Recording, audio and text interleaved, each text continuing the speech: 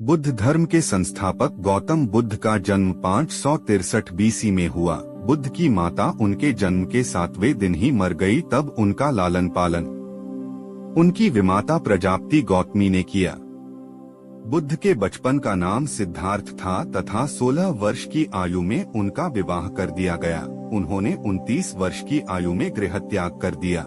6 वर्ष की कठिन तपस्या के बाद 35 वर्ष की आयु में वैशाखी की पूर्णिमा की रात निरंजना नदी के किनारे पीपल वृक्ष के नीचे उन्हें ज्ञान की प्राप्ति हुई। ज्ञान प्राप्ति के बाद सिद्धार्थ बुद्ध के नाम से जाने गए और वो स्थान बोध गया के नाम से जाना जाता है। बाद में महात्मा बुद्ध के बहुत सारे शिष्य बने, जिनके साथ बुद्ध एक स्थान से दूसरे स्थान आते जाते रहते थे, जैसा कि इस कहानी में दर्शाया गया है। एक बार महात्मा बुद्ध अपने शिष्यों के साथ तीर्थ यात्रा के लिए जा रहे थे। चलते चलते रास्ते में एक गांव आया। महात्मा ने कहा, आज का विश्राम इसी गांव में करते हैं। यह कहकर शिष्यों सहित उस गांव में चले गए। गांव के लोगों ने महात्मा को देखा तो बड़े प्रसन्न हुए और महात्मा के लिए बहुत अच्छा आसन लगाया। सभी अपने अपने घरों से अच्छा अच्छा पकवान बनाकर लाए। रात होने पर सभी बच्चे, बड़े, स्त्रियां महात्माओं के पैर दबाने लगे और आराम से बैठकर ज्ञान की बातें सुनते रहे।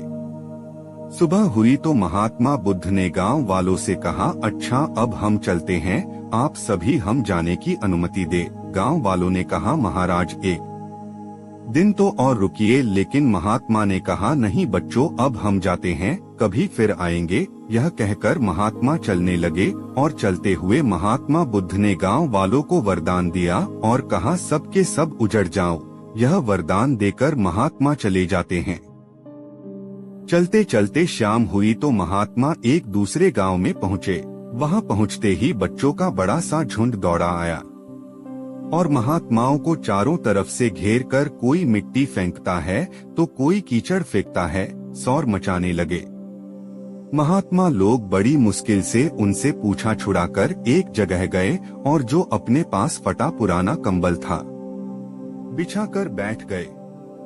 काफी देर बाद गांव के कुछ बड़े व बूढ़े आए। वे सब भी महात्माओं को देखकर हंसने लगे और मजाक उड़ाने लगे। एक जवान ने तो महात्माओं का कंबल ही छीन लिया और कहा, इनके क्या काम आएगा, कम से कम मेरी भैंस तो उड़ेगी। वे महात्माओं का अपमान करते हुए चल गए। महात्माओं ने भूखे प्यासे रहते हुए बड़ी मुश्किल से रात बिताई। सुबह होते ही महात्मा चलने लगे और चलते हुए महात्मा बुद्ध ने गांव को वरदान दिया कि सबके सब बसे रहो। गांव से काफी दूर जाने के बाद जंगल में एक तालाब आया और कुछ फल के पेड़ नजर आए तो महात्मा बुद्ध ने कहा, बच्चों यहाँ थोड़ी देर विश्राम करते हैं। वहाँ महात्मा लोग फल खाते हैं और तालाब का शीतल जल पीते हैं। तब एक शिष्य ने कहा, महात्मा क्षमा करे, हमें एक बात खटक रही है, आप नाराज न हो तो हम पूछ सकते हैं। तब महात्मा बुद्ध ने कहा, बोलो बच्चों, क्या जानना चाहते हो। शिष्य ने कहा, महात्मा जिस गांव में हमारी अच्छी सेवा हुई वहां के कितने अच्छे लोग थे, उन लोगों को तो आपने वरदान दिया कि उजड़ जाओ, और जिस गांव में हमारा अपमान हुआ उन लोगों को आपने वरदान दिया कि बसे रहो। ऐसा क्यों महाराज। तब महात्मा बोले, देखो बच्चों, पहले गांव में कितने अच्छे विचारों के आदमी थे। वह आदमी उजड़ जाएंगे तो दुनिया के कोने कोने में फैल जाएंगे और जहां भी जाएंगे सभी को अच्छे विचार सिखाएंगे। इसलिए मैंने उनको उजड़ जाने का वरदान दिया। और जो दूसरा गांव था वहां के लोग पापी व बेवकूफ थे। वे जहां भी जाएंगे तो अन्य लोगों को पाप व अन्याय करना ही सिखाएंगे। इसलिए उनका एक जगह ही टिका रहना ठीक है। इसी कारण मैंने उनको वरदान दिया कि बसे रहो। महात्मा